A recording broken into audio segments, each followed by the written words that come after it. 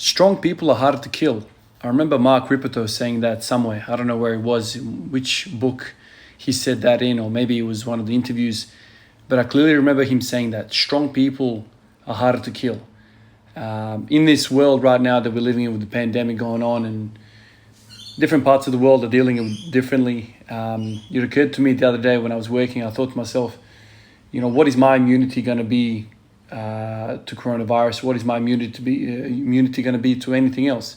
And then this kind of quote popped into my head that stronger people are stronger to kill, meaning that I wonder if the barbell lifts that we do, I wonder if you gain 40 kilos on the deadlifts, you gain, I don't know, some sort of percentage of immunity. I know, biochemistry doesn't work like that, pathophysiology doesn't work like that, but if you are continuously putting yourself to some sort of stimulus that forces your body to adapt to it, forces your body to kind of deal with it, it makes sense to me that body, that person is going to be better at dealing with stress. Now, the type of stress we're talking about is completely different, and there's a lot of immune cells going on and whatever, studying different genetic codes of certain viruses and whatnot. But what Mark Ripperto said that day, strong people are harder to kill. I keep thinking to myself about all the other things I've heard in the past. One of the things that Romans believed in was hard training. They would get those freaking soldiers to march something like 20 miles, part of their training.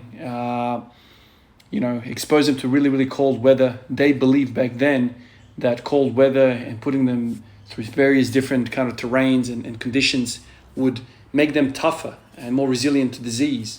It kind of makes sense to me, though. If you're somebody that's completely isolated and completely never challenging yourself in any way, maybe that body is not as efficient as survival as somebody that is really strong and active and the rest of it.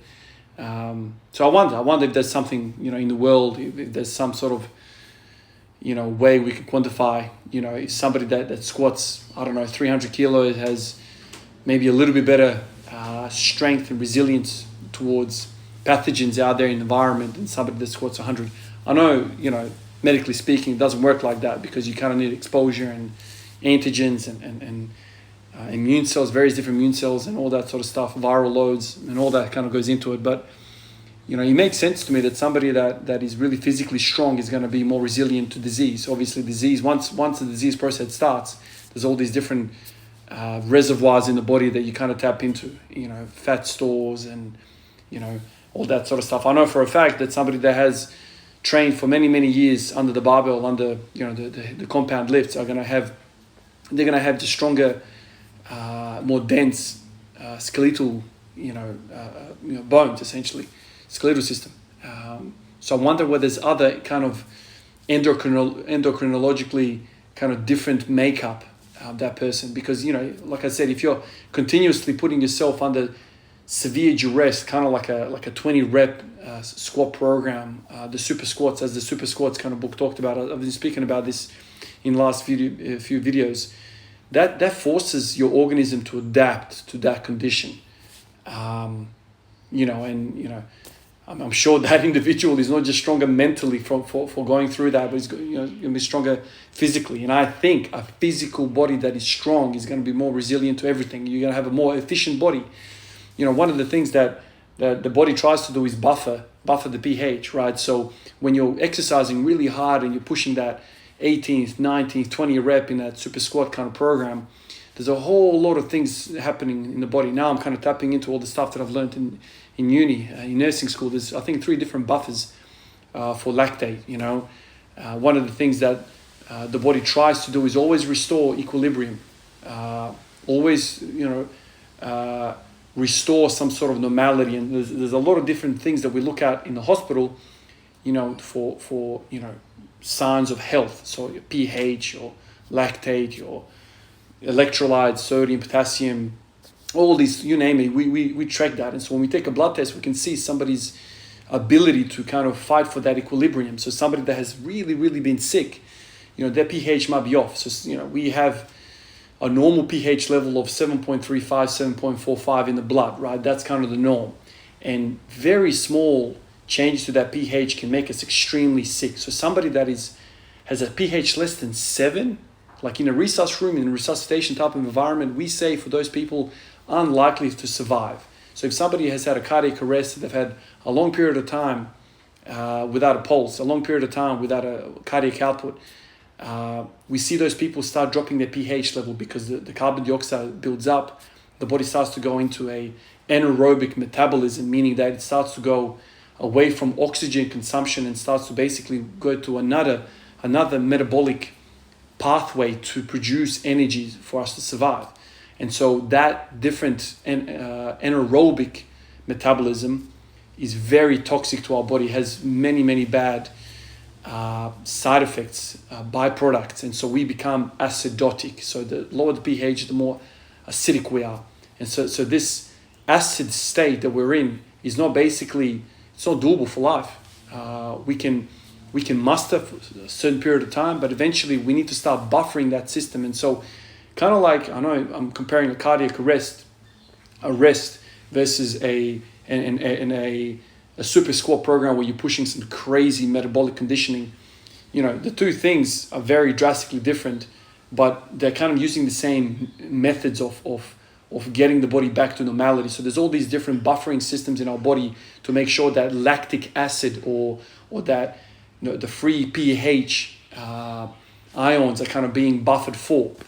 So everything that we do in terms of exercise produces something, right? And so I feel that if somebody's really fit, they're going to have a much better chance when they have let's say a cardiac arrest, and when they go under no cardiac output, they have a better reservoir, a better conditioned body to kind of cope with that severe acidotic state and all the other things that go on with it. And so somebody that has a really bad physical state and they have a cardiac arrest, they have much like more dire results and much less chance of survival. Mind you, for anybody that has a cardiac arrest, it is a very difficult thing to pull out of, especially if it's out of hospital. If it's in hospital, the results are a little bit better, but out of hospital cardiac arrest, they have something like a less than 1% chance of survival. But you know, if you start thinking about all the people that are having cardiac arrests, they're not exactly fit people. Most people that have cardiac arrests or heart attacks, if you will, they are not generally fit people. So the same way as we're talking about fitness, you know, we're often talking about performance at a higher level. We're comparing ourselves to some elite humans on this planet, right? And we're far away from the baseline kind of human being walking the earth. And so in that sense, when I'm thinking about that, I'm like, okay, so if this guy can squat 140 kilos for a set of 30, this guy is a fit human being, man. This guy is more resilient to these adverse states that the disease processes put us under. And so as I'm kind of thinking about this whole pandemic and the pathophysiology associated with that, the spike protein and all these things that are kind of happening to our body for us to kind of defend ourselves, and the vaccine and all this talk that it's kind of consumed us in the last 2 years. And frankly, my head freaking hurts thinking about that. You know, sometimes I kind of relate what I love to think about, and that's that barbell training, weightlifting training. I start to kind of intertwine that with the pathophysiology of coronavirus. And I start thinking to myself, am I more resilient to this disease, to this virus, than somebody that is basically living a sedentary lifestyle, sitting on their ass, not doing anything, having a poor diet, just basically no cardiovascular function, no skeletal function, no muscular function. They're just much more, you know, unfit than me. My gut feeling is, I think that my body's much more resilient to this disease and any disease. It's just because, like I said, I'm using some of these buffers. I'm using some of these mechanisms in our body. I'm always exercising all of these complex kind of auto-regulated systems in our body. We're constantly kind of forcing it to kind of get strong, right? You know, it's kind of like a muscle. You know, if you use it, you get stronger at it. If you're continuously forcing your body to buffer away from a acidic state to a normal state, that system's going to get better and better. You're gonna start producing, I don't know, more efficiency, you know, and you're going to be more resilient to states where you are deprived of oxygen, right? So all these things are kind of going in my mind as I'm kind of going to the training session today. And the last 2 days I've had very kind of easy days because I've had, you know, work 12-hour shifts both days, last 2 days. And so part of the thinking with the coronavirus and all that is I don't like smashing myself and then going to work. Because right now, where I live in Adelaide, South Australia, our numbers are kind of going through the roof now. We're kind of far, far more delayed to the rest of the world. I know Italy and America and England, the UK, they kind of got exposed quite early on to the coronavirus. We kind of locked away. Now we started kind of to open up because of our vaccination rates are kind of up. But anyway, we're seeing crazy numbers, 2,000-3,000 probably. I haven't checked today. It's probably into the 3,000s new cases per day now. And so as I'm going to these shifts, I'm trying to kind of make sure I don't tax my system too much as I'm working in these and working with people that are unwell and have got the COVID-19 and all that. So today I've kind of come in. I've had 2 light days. I've had really good sleep last night. And I just I could have run through a wall today. I was so keen to train. This whole session took an hour, man. And, the last time I had a heavy session, so 3 days ago now? 4 days ago, something like this. It took me 2 hours to get through it. And the 2 workouts are identical. So I worked up to 200 RDL for 5x5. That thing took like not even 20 minutes, man. 25 minutes, something like this. And then I went to the squats, worked up to 160 for 5 sets of 5. So 2 lots of 5 sets of 5 for RDLs and in the squats. And I felt good. I felt strong. I felt rested. Just thinking about all that, what Mark Ripito said. Stronger people are harder to kill. Now, I don't know what reference he was talking about. Maybe he was talking about like a physical threat, like if somebody attacked you. If you have a stronger deadlift and a stronger squat, you probably have a better chance of survival, maybe, right? Because you're a strong individual. You might not even be really good at MMA or, or self-defense, but a bigger guy is generally harder to kill than a little guy, right? Or a fitter guy can perhaps run away from the threat. But I'm thinking more of kind of the pathophysiology. Does my stronger body, does my body that's much fitter than somebody maybe in their 50s who is a couch potato, and do I have more resilience? It's not that simple, obviously. So don't get me wrong. Doubling your squat max is not going to necessarily prevent you from COVID-19. It's got nothing to do with that. But I think, your reserve is going to be better. Simple as that. In hospital, in resusc rooms, we always talk about when somebody comes in a really bad state. We always talk about what's their level of function, what sort of life do they live. Can they walk by themselves? Can they shower themselves? Can they cook? Can they drive a car? What sort of level of exercise tolerance are they capable of? So all these type of questions. And so we're kind of working with them in a really sick state. Say it's a cardiac arrest. And so, we're doing the compressions and all that stuff that's associated with that. We often say, what is the level of life for this person? If this person is bedbound in a nursing home, hasn't walked for 10 years, has dementia and all these comorbidities, that person is not going to do really well in a situation like a cardiovascular arrest, right? They're not going to be a lot better. But if somebody, for whatever reason, it's happened, someone in their 30s has a cardiac arrest and they're a tradie, they work, with heavy machinery all day, they're always using a back, they're a really active person, that person has a much higher, number one, chance of survival, but also has a bigger reserve for these extreme conditions that I'm talking about, lack of oxygen, lack of blood pressure, all that sort of stuff that's associated with a cardiac arrest. So even though we were trying to get really strong in the squat and we're thinking about all these, top athletes, I think that sometimes comparing ourselves to the zero, to the baseline, to the normal person that kind of is walking the earth, even though you might be squatting, 1.5 times body weight, the fact that you can squat 1.5 times body weight is better than the guy that doesn't squat at all. I mean, that person can't squat anything. Right? We don't really know what he can squat. And so that person that squats is going to be just more resilient to these extreme states that I'm talking about. So get stronger, not only for the the joy of being stronger, but also understand that stronger people are harder to kill, as Mark Ripito said.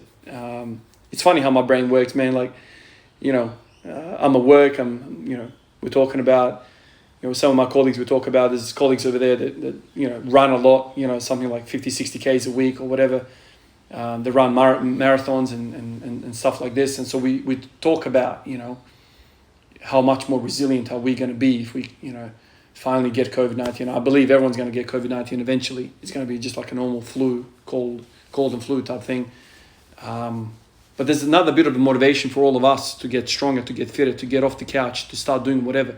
I know we kind of get caught up in the intricacies of training methodologies and periodization, all this stuff. What exercise do you like to do? What I like to do? The bottom line is we're doing something. Even if it's ineffective, even if it's not getting you stronger much, the fact that you're still moving and trying, if you're squatting 2 times your body weight, you're, I don't even know what the percentage is going to be, but you're probably stronger than 99% of the people on the planet. Because I'm assuming that 99% of the people on the planet are not training, right? And I know there's a lot of different methods of assessing somebody's health and fitness and whatnot, but 2 times body weight, you can't get that overnight. I know there's freaks out there who freaking say, the first time I pulled 200 and at 80 kilo body weight and all that sort of stuff. These guys are generally freaks, or, we've spoken about this. Some of these guys are, concreters or landscapers or, work some very, very hard jobs anyway. So they might not be specialized in the barbell lift. However, they're working hard all day, every day. And so those people are going to be strong anyway. But I think it's a cool thought to think,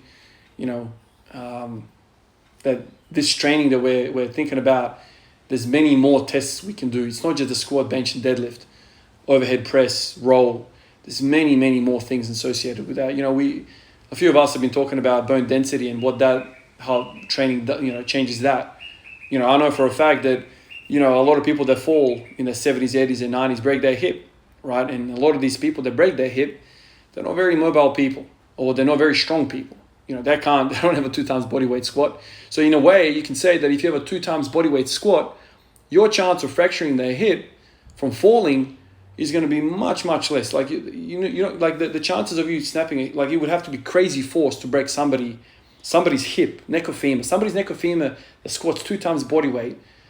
Man, I don't even know what, number I can use or what multiple I can use. But, you can squat 2 times body weight, and the old granny can't even get out of the freaking chair without somebody assisting her.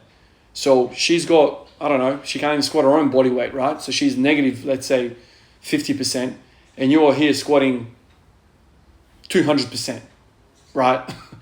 So, and then you apply the forces that are involved in you falling and, the awkwardness of you falling to that side of the hip, as kids, we always fall down. We always fall down. My son the other day, he did like 30 squats, bodyweight squats, and he's 5 years old, but his body weight is like 20 kilos or something like this. So, and he's also closer to the ground. So for kids, the force involved in the trauma is very small. The weight of their body is very small, yet they're quite strong for their size. Whereas for a grandma, let's say she's 80 kilos or 70 kilos, lots of trauma involved in the fall because of the distance of the fall. And then you have somebody that's so super, unconditioned, really bad bone density. That fall happens is just snap city. You pick a bone, femur, neck or femur, pelvis. We've seen all sorts of stuff. A lot of the, we talk about it as nurses in hospitals. Like, if you fall as an elderly person and you fracture a hip, and you are not somebody that has really good, activity of daily living, you're not getting around the place all that much.